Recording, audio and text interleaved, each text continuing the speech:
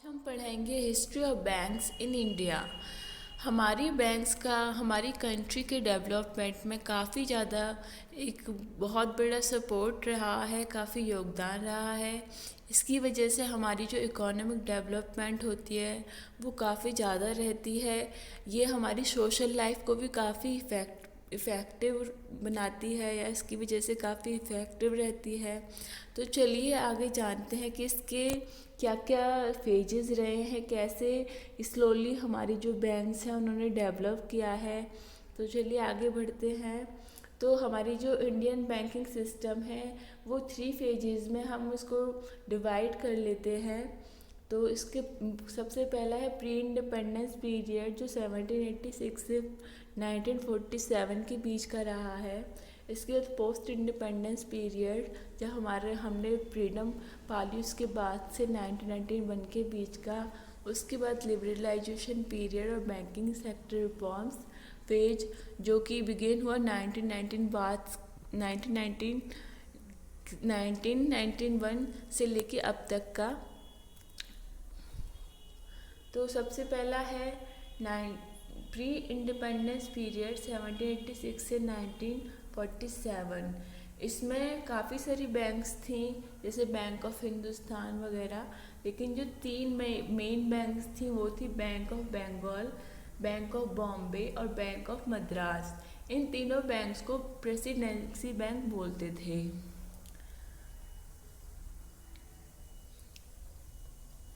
और ये तीनों बैंक्स जो थी इन तीनों प्रेसिडेंसीज को मर्ज करके imperial bank of India form कर दिया गया इन 1921 में।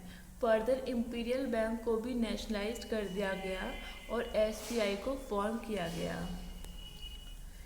अब ये जो बैंक्स थी इसके अलावा भी काफ़ी प्राइवेट बैंक्स चल रही थी। अराउंड 1400 बैंक्स उस टाइम पे चल रही थी, लेकिन वो सारी सरवाइव नहीं कर पा रही थी। जैसे इलाहाबाद बैंक थी, बैंक ऑफ इंडिया थी, बैंक ऑफ बड़ौदा थी, bank of Maharashtra, central bank of India थी। तो ये सारी बैंक्स जो थी वो बहुत ज़्यादा लॉस में चल रही थी, सरवाइव नहीं कर पा रही थी। तो उसके रीज़न्स क्या क्या थे? एक तो था कि जो इंडियन अकाउंट होल्डर्स थे वो फ्रॉड थे। वो लोग क्या करते थे, वो अपना अकाउंट खुलवा लेते थे, पैसा ले लेते थे और उसे फिर चुकाते नहीं थे। दूसरा था मशीन और टेक्नोलॉजी की कमी थी। तीसरा था कि ह्यूमन एरर और टाइम कंज्यूमिंग था। फैसिलिटीज़ की कमी थी और मैनेजमेंट स्किल्स जो थे वो प्रॉपर नहीं थे। उसके बाद आया कि हम लोगों ने फ्रीडम पाली। उसके बाद फिर 1947 से 1991 के बीच का टाइम, उसमें काफ़ी मेजर रिफॉर्म्स हुए। उसके बाद सबसे पहला हुआ बैंकिंग रेगुलेशन एक्ट आया 1949 में। उसके बाद नेशनलाइजेशन हुआ। तो उसमें आरबीआई जो है, जो फ़िलहाल की जो हमारी जो सारी बैंक्स हैं उनकी जो गवर्निंग बॉडी है वो आरबीआई थी। अब जो है आरबीआई उस टाइम पे नेशनलाइज्ड हुई। उसके बाद एसबीआई का बर्थ हुआ और 14 बैंक्स को नेशनलाइज्ड किया गया उस टाइम पर 1969 में। और ये जो 14 बैंक्स थी ये बढ़ के संख्या जो हो गई वो हो गई 20। इसके बाद जो ये जो 14 बैंक्स थी या फिर जो 20 आगे बढ़ के 20 हो गई, तो इनके जो डिपॉजिट्स थे वो अराउंड 50 करोड़ थे। और 1918 में अगेन 6 बैंक्स को नेशनलाइज्ड किया गया। लेकिन नेशनलाइजेशन करने की क्या ज़रूरत पड़ी? तो सबसे पहला था कि प्रमोट इकोनॉमिक डेवलपमेंट। सबसे ज़्यादा प्रॉब्लम ये हो रही थी,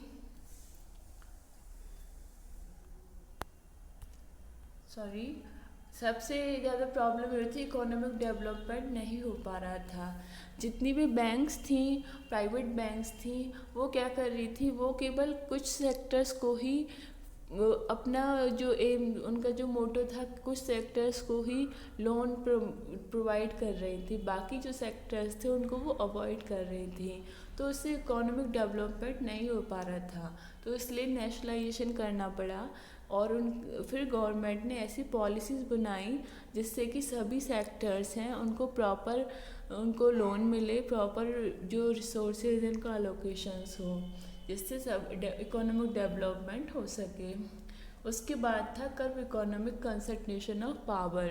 तो जो इकोनॉमिक कंसंट्रेशन ऑफ पावर का था कि कुछ जो लोग थे, जैसे कि बड़े बड़े पॉलिटिशियंस थे या फिर बड़े बड़े इंडस्ट्रियलिस्ट थे, वो क्या करते थे कि वो लोन लेते थे बड़ा सा, जैसे किसी ने 1 करोड़ ले लिया, 5 करोड़ ले लिया, और वो लोग बैंक वालों से नेक्सस कर लेते थे, साठ गांठ कर लेते थे फिर, और उस उनको चुकाते नहीं थे।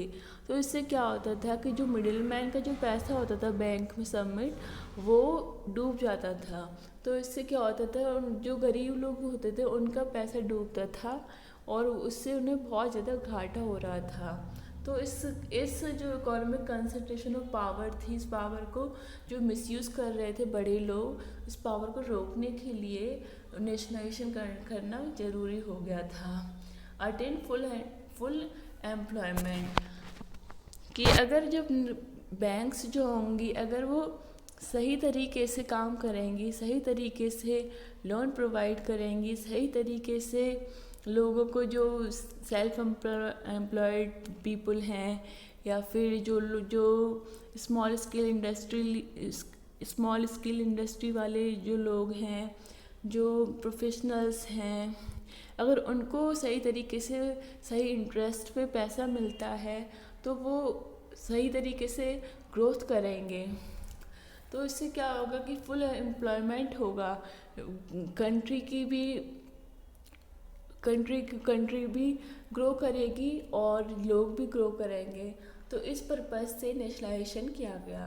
Full utilization of natural resources का भी फिर यूटिलाइजेशन हुआ। एफिशिएंसी भी लोगों की बढ़ी, जब यूटिलाइजेशन जब रिसोर्सेज का प्रॉपर होने लगा। तो सोशल एंड इकोनॉमिक जस्टिस, और इससे फिर जब सभी सेक्टर्स में, चाहे वो एग्रीकल्चर सेक्टर हो, चाहे वो स्मॉल स्केल इंडस्ट्री सेक्टर हो, चाहे वो सेल्फ एम्प्लॉयड सेक्टर हो, चाहे वो इंडस्ट्री सेक्टर, चाहे कोई भी सेक्टर हो, जितनी सेक्टर जिसकी जितनी ज़रूरत थी उसके हिसाब से जब रिसोर्सेज का एलोकेशन हुआ तो उससे इकोनॉमिक जस्टिस होने लगा। तो इस वजह से भी नेशनलाइजेशन की ज़रूरत थी। अब देखते हैं कि एडवांटेज इससे क्या हुआ। सबसे पहला था कि जो मोनोपोली थी वो ख़त्म हुई। ये जो कुछ लोगों की मोनोपोली हो गई थी, जैसे इंडस्ट्री वाले थे उनकी मोनोपोली हो गई थी, तो उस पर रोक लगी। इसके बाद क्रेडिट फैसिलिटी हुई टू प्रायोरिटी सेक्टर, कि जो जिनकी सच में ज़रूरत थी, जिन्हें जैसे जो एग्रीकल्चर सेक्टर था उसे ज़रूरत थी, तो उनको क्रेडिट फैसिलिटी अवेलेबल हुई। जो स्मॉल स्केल इंडस्ट्री थी उससे सच में ज़रूरत थी, ज़्यादा ज़रूरत थी क्रेडिट की, तो उन्हें ये फैसिलिटी अवेलेबल हो पाई। Reduction of regional imbalance, government जो थी उन्होंने केवल अर्बन एरियाज़ में ही जो ब्रांचेस थी वो नहीं खोली, उन्होंने रूरल एरियाज़ पर भी फोकस किया। इससे क्या हुआ कि जो रीजनल इम्बैलेंस था वो ख़त्म हुआ। अब जो गांव के लोग थे वो भी अब जो बैंक हैं उनसे पैसा ले सकते थे, कम इंटरेस्ट पर वो अपना उधार ले सकते थे, तो इससे रीजनल इम्बैलेंस पे काफ़ी रोक लगी। उसके बाद कलेक्शन ऑफ सेविंग्स, अब गवर्नमेंट ने स्ट्रिक्टली रूल्स और रेगुलेशंस बनाए, टेक्नोलॉजी इम्प्रूव की, एफिशिएंसी इम्प्रूव की, एम्प्लॉयमेंट बढ़ाया, काफ़ी कुछ अच्छा किया बैंक्स में, अपॉर्चुनिटीज़ बढ़ाई। तो इससे क्या हुआ कि जो लोग थे उनका जो बैंक्स में फिर से विश्वास बढ़ा, लोग फिर से अपना पैसा जमा करने लगे लोग, और गवर्नमेंट ने फिर से ज़्यादा बैंक्स खोली, गवर्नमेंट बैंक्स खोली, रूरल एरियाज़ में खोली, तो हर जगह से लोग अपने सेविंग्स बैंक्स में डालने लगे, तो सेविंग्स बढ़ने लगी।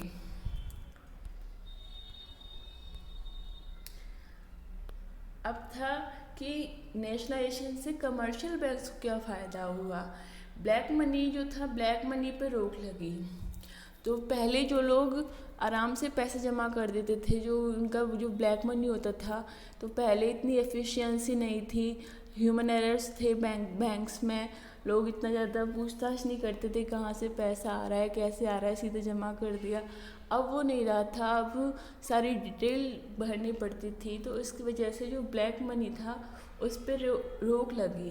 एक तरीके से इकोनॉमिक ग्रोथ हुई। जब लोगों को पैसा मिलने लगा, हर सेक्टर को पैसा मिलने लगा, तो प्रोडक्शन बढ़ा, प्रोडक्शन बढ़ने से इकोनॉमिक ग्रोथ हुई। एक्सपोर्ट प्रमोशन, जब प्रोडक्शन बढ़ा तो लोग एक्सपोर्ट करने लगे, उससे एक्सपोर्ट प्रमोट हुआ। क्रेडिट कार्ड फैसिलिटी, जब गवर्नमेंट ने ये स्कीम बनाई थी कि हर जितने भी सेक्टर्स हैं, जितना जो नीडी है उसके उतना ही क्या कहते हैं, उतना ही हमें लोन देना है। अगर एग्रीकल्चर सेक्टर को ज़्यादा ज़रूरत है तो उसको ज़्यादा लोन की फैसिलिटी अवेलेबल होगी। अगर इंडस्ट्री सेक्टर को कम ज़रूरत है तो उसको कम लोन की अवेलेबिलिटी होगी। तो इससे क्रेडिट कार्ड फैसिलिटी सबके लिए जितनी जिसकी ज़रूरत थी उसके हिसाब से अवेलेबल हुई। Promote small scale industry, small जो स्केल इंडस्ट्री थी उसको प्रमोशन मिला, उसमें उसको जो ज़रूरत थी फंड्स की वो उन्हें इजीली अवेलेबल होने लगे, तो वो अपना प्रोडक्शन बढ़ा सके। ओवरऑल जो नेशनलाइजेशन किया गया उससे काफ़ी ज़्यादा जो कंट्री की जो भी डेवलपमेंट थी वो काफ़ी हुई, इकोनॉमिक डेवलपमेंट बहुत ज़्यादा हुई, उससे कंट्री को बहुत ज़्यादा फ़ायदा हुआ। अब आता है लिबरलाइजेशन पीरियड, जो 1991 से लेके अब तक चल रहा है। अब हम उस फेज़ में हैं। अब इसमें एम नरसिंहा राव की एक कमेटी बनी और उसने काफ़ी सारे रिफॉर्म्स को रिकमेंड किया। तो उन्होंने कहा कि अब आपको प्राइवेट बैंक्स को भी लाइसेंस देना चाहिए। तो इसमें फिर 10 बैंक्स को लाइसेंस दिया गया और अदर मेजर्स भी लिए गए, जैसे फॉरेन बैंक्स के लिए भी ब्रांचेस की व्यवस्था की गई। अब और नेशनलाइजेशन की ज़रूरत नहीं है। पब्लिक और प्राइवेट बैंक्स दोनों को आरबीआई को इक्वली ट्रीट किया जाना चाहिए। गवर्नमेंट ने ये रूल बनाया। और अब इंडियन बैंकिंग सिस्टम जो है वो ऑनलाइन मूव कर गया है और banking system internet banking system हो गया है। और बैंक जो भी फंड्स ट्रांसफर्स जो होते हैं वो ऐप्स के थ्रू होते हैं और इंटरनेट के थ्रू होते हैं। इसके अलावा भी अभी रिसेंटली कुछ बैंक्स मर्जर हुई हैं, जिसमें से 6 बैंक्स में 14 बैंक्स का मर्जर हुआ है। इसमें से आरबीआई एसबीआई जो है, एसबीआई में सबसे ज़्यादा बैंक्स मर्जर हुए हैं, 6 बैंक्स मर्जर हुई हैं और इससे ये सबसे बड़ी लार्जेस्ट बैंक बन गई है। तो दोस्तों आज के लिए इतना ही। आई होप कि आपको ये वीडियो पसंद आया होगा। If you like the video please subscribe to my channel. Thank you.